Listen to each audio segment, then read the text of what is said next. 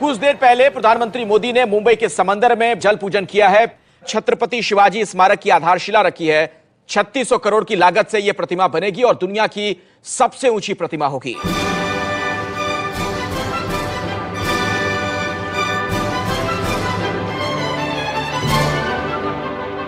पूरा देश जब निर्माण कार्य पूरा होगा तब गर्व की अनुभूति करेगा और विश्व में सीना तान के खड़ा होगा कि दुनिया का सबसे ऊंचा आइकॉनिक बिल्डिंग हमारे पास है, छत्रपति शिवाजी महाराज की। 17वीं सदी में जब मुगल साम्राज्य कमजोर हुआ, शिवाजी एक मराठा योद्धा सामने आए। आज सभी राजनीतिक दल उन्हें अपनाने की होड़ में हैं। कथाओं में उन्हें हिंदुओं का मसीहा माना जाता है, मगर वे कभी इतने सीमित नहीं थे। शिवाजी महाराज हा मुसलमानांच्या विरुद्ध होता अशी त्याची प्रतिमा जनमानसामध्ये तयार करण्यामध्ये आली होती। शिवाजीच्या पदरी किती मुसलमान होते? शिवाजीच्या तोफखान्याचा प्रमुख इब्राहिम खान मुसलमान मनुष्य। तोफखाना हे शिवाजी महाराजांच्या काळातलं सर्वात प्रगत हत्यार। त्याच्यावरचा प्रमुख इब्राहिम खान। पुन्हा तुमच्यापैकी किंवा आणखी कुणाला तरी वाटेल एखादा मुसलमान चांगला असतंय। शिवाजी महाराजांना गोब्राह्मण प्रतिपालक असं म्हटलं जातं। कुणी लावलं हे शेपूट गोब्राह्मण प्रतिपालक? शिवाजी महाराजांची स्वदस्तुराची एकाही पत्रामध्ये शिवाजी महाराज स्वतःला गोब्राह्मण प्रतिपालक असं म्हणत नाहीत। मग हे शेपूट कुणी लावलं? गो दोघांपैकी एकाने।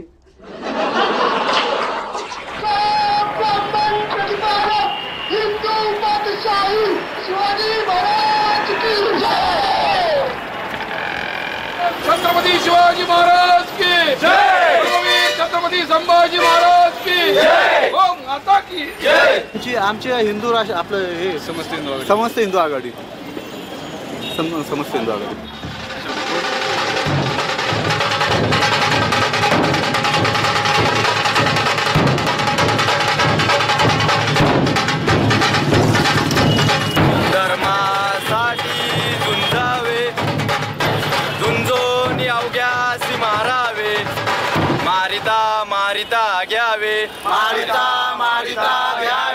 राज्य देशद्रोही तितके कुत्ते मारो निघालावे परते देव मस्तकी धरावा अवघा कल्लोळ करावा मुलक बडवावा की बुडवावा धर्म संस्थापनेसाठी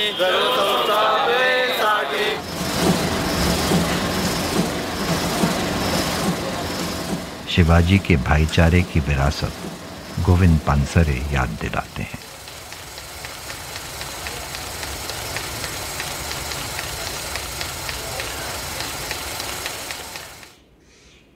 पन्हाळगडावर शिवाजी महाराजांचा मुक्काम होता। शत्रूंनी मोगलांनी पन्हाळगडाला विडा घातला। 4 महिने झाले तिथलं दाना वैरण अन्न पाणी संपत आलं। शिवाजी महाराजांनी ठरवलं की आता आपण पन्हाळगड सोडायचा, म्हणून त्यांनी एक युक्ती केली। एका शिवाजीच्या उंचीच्या माणसाला खोटा शिवाजी तयार केला, त्याला पालखीत बसवला। शत्रूच्या लक्षात यावं की शिवाजी सापडला की म्हणजे मग वेढा असेल तो पातळ होईल आणि त्या पातळ वेढ्यात निघून जाता येईल। हा जो खोटा शिवाजी बनला होता हा कोण होता? पण तो कोणी मराठा नव्हता, ब्राह्मणही नव्हता। शिवाकाशीत व्यवसायानं न्हावी मनुष्य ते शिवाजीसाठी मरायला का तयार झाले? शिवाजी महाराजांनी आपल्या सैन्याला आज्ञा दिलेली आहे, रयतेच्या भाजीच्या देठालाही हात लावू नका। काय वाक्य आहे? तुम्ही विचार करा की हो, अगोदरच्या राजांचं सैन्य उभ्या पिकातनं जात होतं आणि शिवाजी महाराजांचं स्वराज्याचं सैन्य हे पिकात न जाता कडेकडेने जायला लागलं तर शेतकऱ्याला काय वाटलं असेल? माझ्या पिकाची काळजी करणारा हा राजा कोणाला? आणि हा राजा असेल तर मी मेलो तरी चालेल, परंतु हा जगला पाहिजे हे त्याला वाटलं. एक तरफ पानसरे का विवेकी शिवाजी तो दूसरी तरफ सरकारी पाठ्यक्रम और बाजारू प्रसार माध्यम. कथा अनुसार शिवाजी दक्खन सल्तनत के सरदार अफजल खान के साथ शांति वार्ता के लिए तैयार हुए. भेंट बिना हथियार की होनी थी, मगर जीत हुई चतुराई की.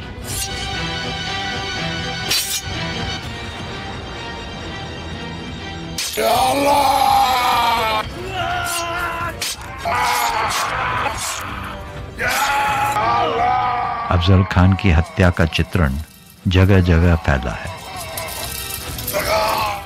जगाला जर शाप लागला असेल, मानव जातीला जर कलंक लागला असेल, तर तो कलंक आहे इस्लाम. अफजल खान मौलवींच्या अंगात येतो, या अल्लाह शिवाजीने दगा किया. मग भडव्या तुझा दगा नव्हता करायचा तर काय सत्कार करायचा होता का? स्वातंत्र्यवीर सावरकरांचं एक वाक्य आहे, साप विषारी देश जननीचा ये घेऊ चावा, औचित गाठुनी ठकवुनी भुलवुनी कसाही ठेचावा. Police have arrested 7 members associated with the Hindu Rashtra Sena, that's a radical outfit in Maharashtra, for the alleged murder of a young Muslim IT professional. Shivaji Maharaj के कुछ पिक्चर गलत तरीके से पेश किए थे व्हाट्सएप पे. उस चीज़ को लेकर जो है ना हिंदू तंजीमों ने बहुत हंगामा मचाया और तय किया ये करने वाला कोई मुसलमान है, मगर वो गैर मुस्लिम है. ये पता चलने के बाद भी मीडिया ने उस चीज़ को जो है एलेबोरेट नहीं किया, हाईलाइट भी नहीं किया. और धनंजय देसाई और हिंदू राष्ट्र सेना यानी मोहसिन का मर्डर होने के आधा घंटा पहले ही उसने एक बयान दिया और लोगों को वर्गलाया, उनके लोगों को. और वो लोग जो है ना hockey sticks, bars, stumps, 7-8 motorcycles पे थे.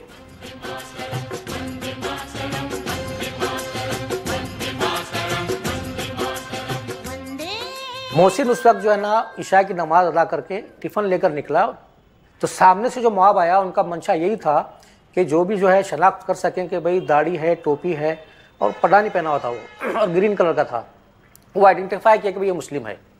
तो उन्होंने फ़ौरन उसको पीटना शुरू किया और मोहसिन को इतना पीटा, सीमेंट का जो कॉन्क्रीट है वो भी बच्चे के सर पे मारा उन लोगों ने. मैंने भी जब पहले मीडिया को यही बताया कि भाई हमारा बच्चा बेगुनाह था और मैं नहीं चाहता कि किसी बेगुनाह की जान मेरे बच्चे का नाम लेकर हो. तो हमने हमारे जो मौलाना इब्राहिम साहब, उन्होंने जब मैयत के बाद इतनी बेहतरीन स्पीच की उन्होंने कि लोग खामोशी से निकल गए. हालांकि इतना मुजबस ज़्यादा था, लोग सब चले गए. अब ये हम देखते हैं भाई जैसी ही मोदी गवर्नमेंट आ गई इन लोगों के हौसले बुलंद हो गए और ये मोहसिन जो है पहला विक्टिम रहा मोदी गवर्नमेंट आने के बाद.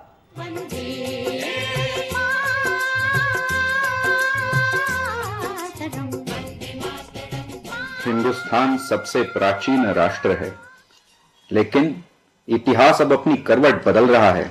जिहादी आतंकवादी अल्लाह अकबर के नारे देकर बम विस्फोट कर रहे हैं. ईसाई मिशनरी नग्न नृत्य कर रहे हैं. क्या है इसका जवाब? Hindu Rashtra Sena. Hindu Rashtra Sena is an organization, it is a fascist organization. हाँ, हिंदू राष्ट्र सेना एक फैसिस्ट संगठन है. मूर्ख मुसोलिनी ने फैसिस्ट शब्द का दुरुपयोग किया. फैसिज्म का असली अर्थ है बंधुभाव. दाभोलकर हत्या के 2 महीने पहले सनातन संस्था में कट्टर हिंदू संगठनों की बैठक. वक्ता धनंजय देसाई. अब वास्तव ऐसा है कि हम ये सम्मेलन रखे हैं जिनकी पुण्याई मैं उन परम पूज्य डॉक्टर जी को पहले विनम्र अभिवादन करता हूं. साक्षात हमें चैतन्य शक्ति का अनुभव जिनसे हुआ, हमें संगठित होकर सशस्त्र क्रांति का पुरस्कार करना होगा और किसी भी हद तक किसी भी स्तर पे जाने के लिए हमें हिचकना नहीं है. मुसलमान जो है यहाँ का बिल्कुल नंगा निहत्था, सिर्फ सिक्योरिटी चाहता है वो इस मुल्क में. और अफसोस की बात है कि हमारी हुकूमत जो है उसको सिक्योरिटी भी नहीं दे सकती.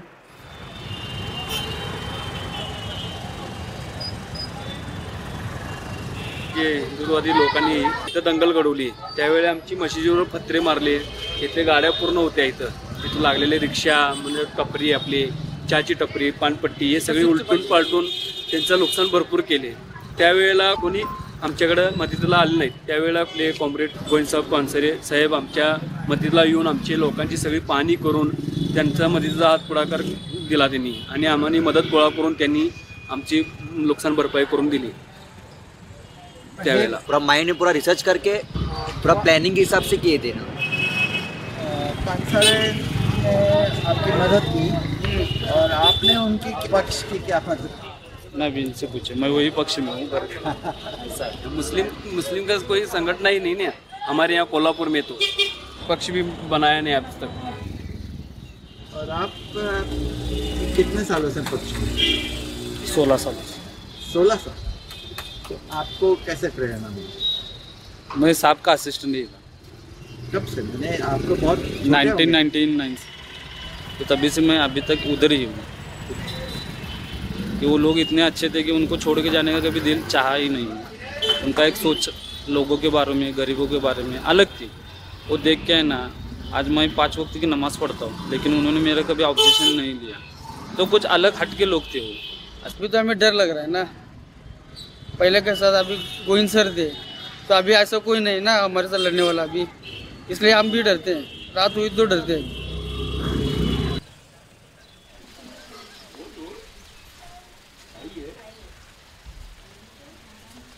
अगोदर मी शेतीच करत होतो. दूध संघाच्या संघटनेमध्ये मी पण काम करू लागलो. कॉम्रेड पानसरेंनी मला शाहीर अमर शेख, शाहीर गवाणकर, शाहीर वामनदादा कर्डक यांची गाणी त्यांनी स्वतः मला सांगितली आणि मग माझ्यात असा बदल झाला, मी देखील मग वास्तव बघू लागलो. कॉम्रेड पानसरेंची फार तळमळ होती की ग्रामीण भागापर्यंत कलाकारच खरा इतिहास पोचवू शकतात. त्यामुळे कॉम्रेड पानसरेंची अशी इच्छा होती की महाराष्ट्रातील अशी सगळी कला जाती एकत्र करावी. आणि कॉम्रेड पानसरेंनीच शीतलला फोन करून सांगितलं, आमचे एक कोल्हापूरमध्ये निकम शाहीर आहेत, ते तुला साथ देतील.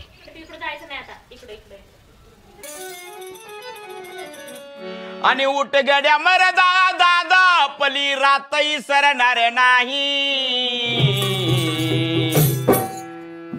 असंच राहिलो डोळ मिटून तर तांबडच फुटणार नाही. असंच राहिलो डोळ मिटून तर तांबडच फुटणार नाही.